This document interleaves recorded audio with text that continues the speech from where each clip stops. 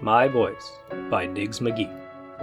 I have recently been watching videos featuring the recordings of C.S. Lewis. The creator of the videos illustrate what Mr. Lewis is speaking. It's quite creative. A few are actual recordings of radio broadcasts on the BBC.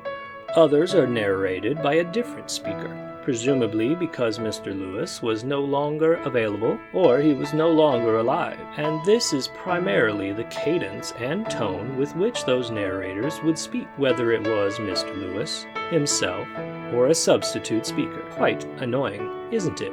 It's actually not annoying at all. When it comes to listening to a reading or narration of some kind, I always find it to be more entertaining and to hold my attention longer if the narrator has a British accent. This actually isn't that uncommon. Says the Washington Post, Americans associate a British accent with someone being more intelligent, more sophisticated, and more competent. And those are all qualities that a lot of people find attractive. So it's not just me, but my issue is how badly these things affect me. Once upon a time, I was setting up a computer lab, and in my boredom, I turned on YouTube. I came across the channel SciShow. I then proceeded to binge watch just about every episode on the channel. By the time I finished setting up the lab, which took about 3 hours, I had learned so much more about science and the world around me. But that's not all I picked up. I found myself thinking thoughts I usually think, except now I sounded in my head like Hank Green.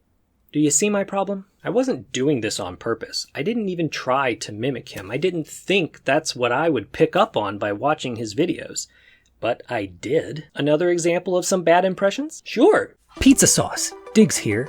Or is it? Imposter syndrome is defined as doubting your own accomplishments and having the fear that you'll be exposed as a fraud. But that doesn't really apply to me.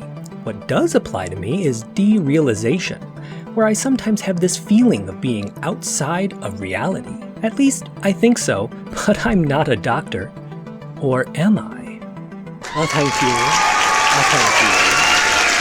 Thank you. The fact is that I spend long hours watching or listening to someone speak, and then adopt their speech patterns, at least in my mind, while thinking my own thoughts. But are those thoughts even mine at that point? And then I struggle with wondering who I am. Now, you and I both learned how to talk from other people.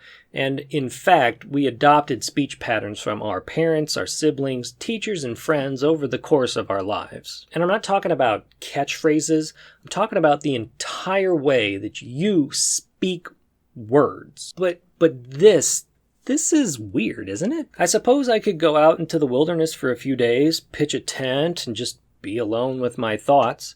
I would hopefully begin to speak like me again. Or would I? Lots of cliffhangers in this video. Here tell a few years ago, I was a chaperone on a school field trip. It was lots of fun. The kids had the time of their life. Mostly this one kid. He wanted me to talk with an accent in class, but I kept saying no. See, I was a computer teacher, and my excuse was that they already don't listen.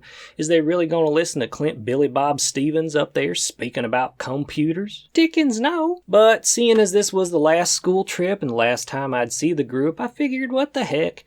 I'd give the rascal what he wants. He'll find it entertaining, and his trip will be that much more memorable. Well, dagnabbit, if the rooster don't crow, the hens don't have chicks. I was fixing to talk to them goobers about packing up camp before we skedaddle in the morning, and I reckon I couldn't shake the accent. They all knew I was doing it for that ornery little frog gigger, and I had real business to attend to now, and I couldn't, for the life of me, remember how I talk. It took me a whole day.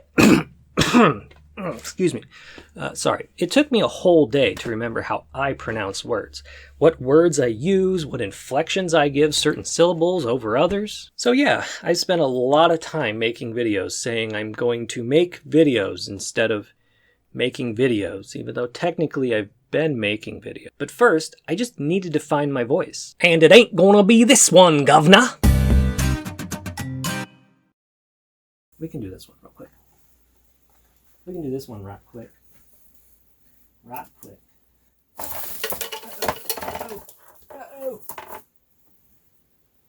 Things going all cattywampus over here. That's not good. That's not good. Alright.